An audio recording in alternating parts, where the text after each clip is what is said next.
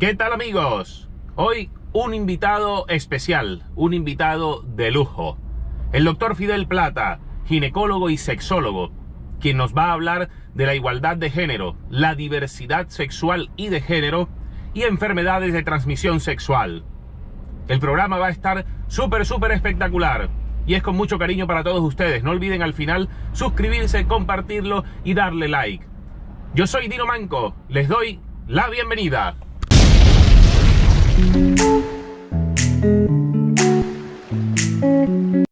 Mis queridos amigos, y me encuentro ya aquí con el doctor Fidel Plata. Fidel, bienvenido. ¿Cómo estás, Dino? Qué placer. No, el placer es de nosotros, Fidel, que te encuentres aquí con nosotros para hablar de estos temas tan interesantes como es la diversidad de género, de enfermedades de transmisión sexual. Entonces, vamos andando un ratico y que empiece lo bueno, como digo yo, Fidel. Fidel, entre otras cosas, tú eres ginecólogo, sexólogo. Así es. Y aspirante a la alcaldía de Soledad. De mi querido municipio Soledad, que necesita definitivamente ser diferente y que llegue alguien diferente. Bueno, pero después me dicen, Dino, tú estás hablando mucho aquí de política y todo eso, pero ahí les dejo la cuñita de Fidel, que sabemos que si llega a la alcaldía de Soledad lo va a hacer muy bien. Bueno, Fidel, el tema diversidad de género, igualdad de género, la gente tiende a confundirse y hay conceptos. Inclusive le pregunté ayer a unas personas con maestrías y todas estas cuestiones y no sabían una respuesta clara sobre esos dos conceptos, sobre esos dos términos, y qué mejor que tú para decirnos e ilustrarnos sobre el tema. Bueno, Dino, cuando realmente nosotros empezamos a hablar de lo que es identidad de género y todas estas cosas, tenemos que primero empezar a hablar que la sexualidad hace parte del ser humano. La sexualidad nace con el ser humano. La sexualidad básicamente es ese conjunto de situaciones que incluye la parte psicológica, la parte física, la parte hormonal, y que identifican el sexo del individuo. Y todo este enredalapita que a veces se forma es porque confundimos realmente los términos.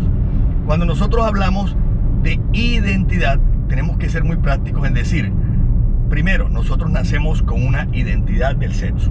Y aquí es importante la identidad del sexo mirar, uno, cómo naces tú, varón o hembra.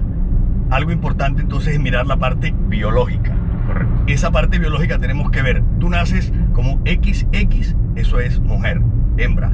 Tú naces como XY, entonces naces hombre. Pero resulta que hay estados intersexuales, donde nosotros podemos ver, por ejemplo, cromosómicamente, personas que nacen XXY, y ahí la cosa se empieza de pronto a enredar, porque ya no es XX o XY. Segundo, también en esa identidad biológica sexual, nosotros miramos cómo están los genitales.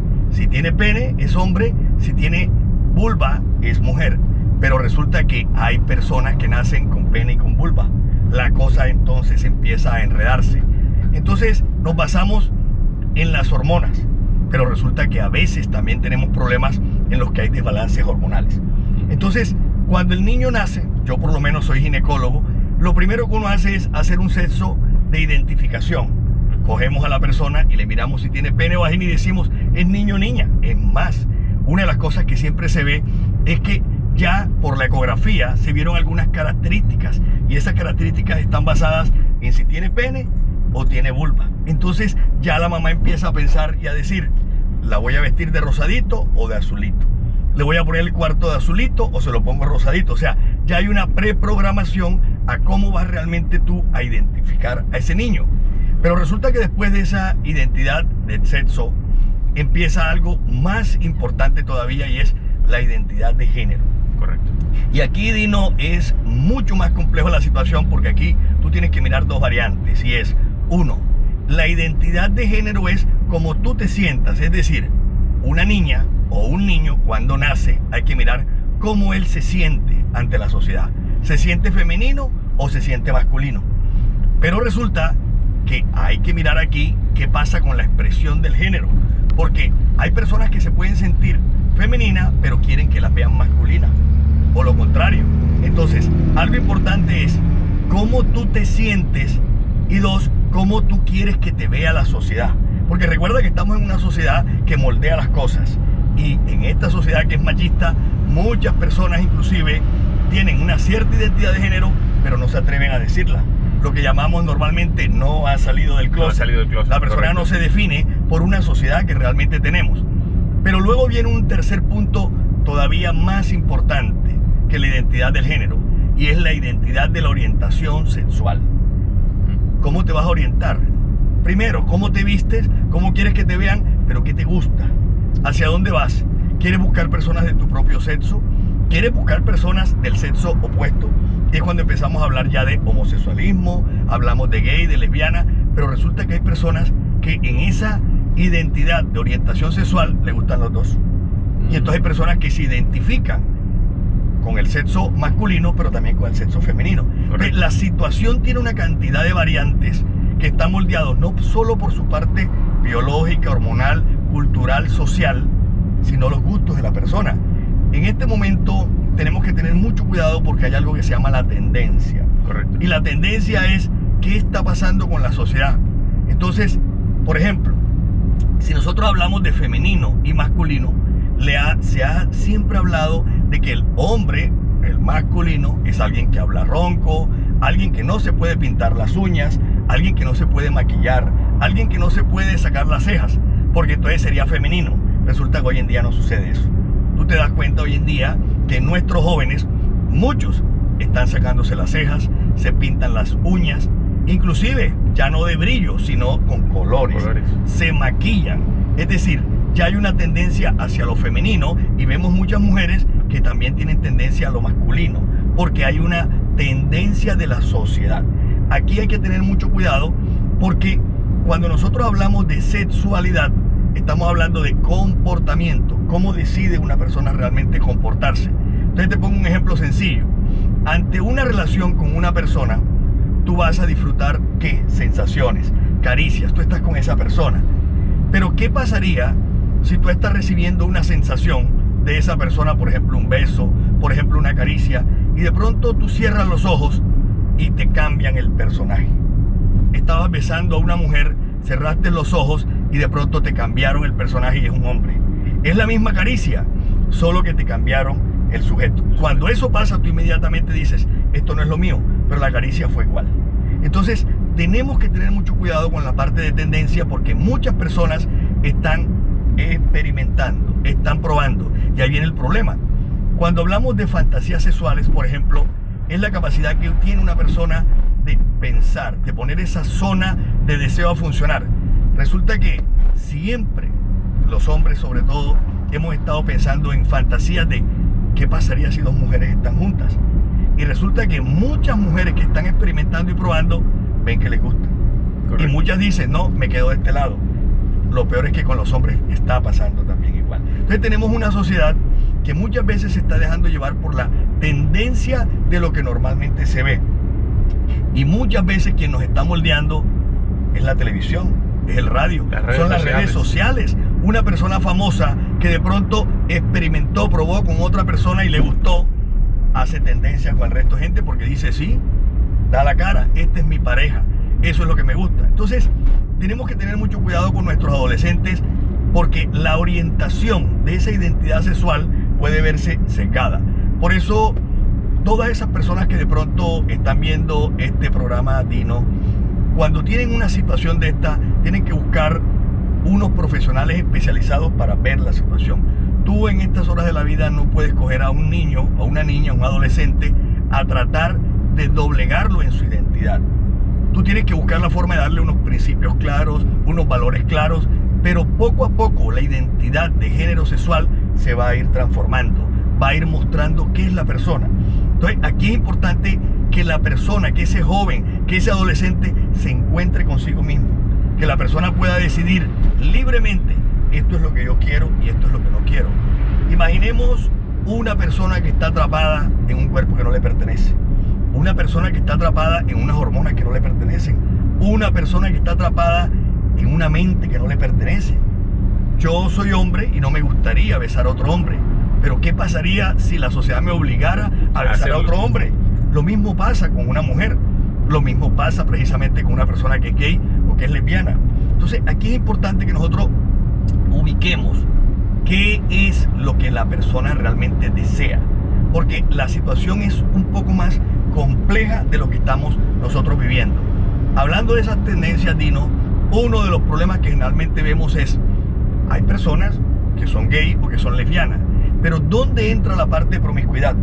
No tiene por qué ser. Una persona puede ser gay o puede ser lesbiana y puede disfrutar teniendo una pareja, con seriedad, con responsabilidad, apropiarse de su sexualidad. Correcto. Pero muchas veces que vemos lo contrario, hay una promiscuidad en la que muchas personas que descubren que tienen algún tipo de orientación sexual empiezan a disfrutar, entre comillas, y vienen las enfermedades de transmisión sexual. Y ahí exactamente, y a eso es donde vamos, a las enfermedades de transmisión sexual, pero hay algo muy interesante, y es eso, era lo que yo de pronto decía, pero ¿qué es lo que sucede? Que hasta en los baños de los centros comerciales estamos viendo eso a montón. Aquel día le dije a un sujeto que iba saliendo del baño, se quedó mirando a mi hijo mayor, pero de una manera seduciéndolo. Y yo le dije, ¿qué? ¿Te gusta? ¿Te gusta mi hijo? Entonces, es decir, y es por eso, es porque están saliendo del closet, pero no están saliendo, es decir, no les están dando esa orientación de la cual tú te estás refiriendo. Mira, Dino, cuando a una familia le llega una situación de esta, en que el hijo dice, soy gay o soy lesbiana, la idea es buscar la forma de orientar realmente a esa persona, pero empoderarla. Correcto. No como en la época antigua, que cuando alguien decía, soy gay, era la burla. Que inclusive creo que hasta el año 82 estaba penalizado, ¿verdad? Era un delito ser homosexual en Colombia. El bullying era una cosa que primaba. Hoy en día no. Cuando una familia tiene una situación de esta, hay que fortalecer a la persona, para que esa persona vea que independiente de esa identidad de orientación sexual que tiene, esa persona puede ser médico, abogado, ingeniero, puede trabajar en cualquier rol de su vida sin ningún problema. Pero algo importante era lo que tú decías, Dino, y es lo que también está sucediendo y que no está bien. Y es, cuando nosotros hablamos de hipersexualidad, estamos hablando de ese aumento en la expresión de la sexualidad. Y eso no está bien. ¿Y eso quién nos lo está mostrando? Las redes sociales, la televisión, el radio. Entonces, estamos viviendo en un sinfín de cosas donde la parte sexual cada día se incrementa. Ese incremento de una u otra forma hace que el cerebro de nuestros jóvenes vaya a millón, vaya a 1000. Es decir, van fantaseando, van creando, y la idea es probar, experimentar lo que tú dices que casi vistes con tu hijo. Sí, exactamente. Alguien que no respeta que iba con el papá y ve al muchacho jovencito y de una vez está a la casa. ¿Qué sucede en estos casos? Primero, tú coges a un niño, lo induces a que tenga una relación homosexual y puedes tener un proceso de condicionamiento. Es decir, hay personas que ya genéticamente pueden tener una tendencia homosexual, pero hay personas que se pueden condicionar. Es decir, correcto, si a un niño o una niña se le empiezan a mostrar situaciones sexuales, y dentro de estas situaciones sexuales son con el mismo sexo, él va a probar caricias, él va a probar inclusive amor, porque si una niña en una pijamada, ahí se dice se hace, no nace, sino en este caso sería se hace. Una niña en una pijamada no sabe besar y de pronto la amiguita le dice vamos a besarnos. Ellas empiezan a besarse como para experimentar, como para probar, como para aprender, y llega el momento en que empieza a aparecer un idilio de amor, empieza a haber una conexión emocional y la niña no sabe en qué momento se convirtió en lesbiana.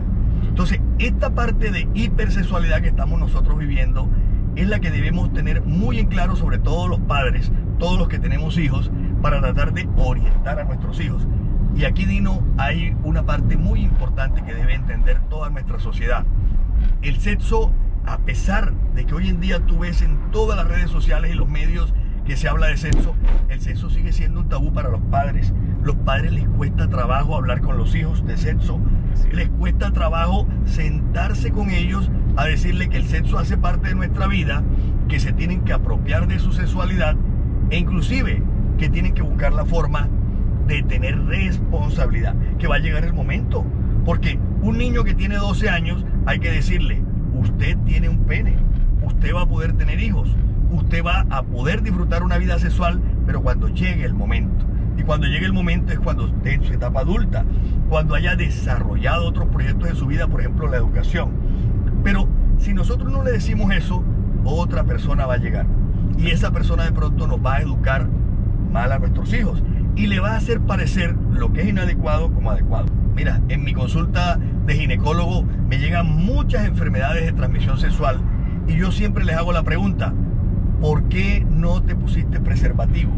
Y la respuesta siempre es lo mismo: es que yo no pensé que esa persona me iba a pegar una enfermedad de transmisión sexual, porque la vi limpio, porque la vi bien vestido, porque vi que era una persona profesional. O sea, nuestros jóvenes no se imaginan que cualquier persona puede tener una enfermedad de transmisión sexual, porque muchas de las enfermedades de transmisión sexual no dan síntomas. El HIV-Sida no da síntomas. De hecho, una persona puede coger el HIV-Sida y puede estar como portadora y no tiene sintomatología alguna. Es más, una persona coge el HIV-Sida y le hacemos un examen y sale negativo. Después del año es que sale positivo. Una persona puede coger el virus del papiloma, que este virus del papiloma es una enfermedad de transmisión sexual que puede producir cáncer en el pene en el hombre, puede producir cáncer en la garganta, cáncer en el cervix en la mujer, puede producir cáncer en la vulva, en la vagina y en el ano. Y no hay sintomatología. Entonces la persona considera no, yo no le vi nada a la persona, yo la vi limpiecita o limpiecito.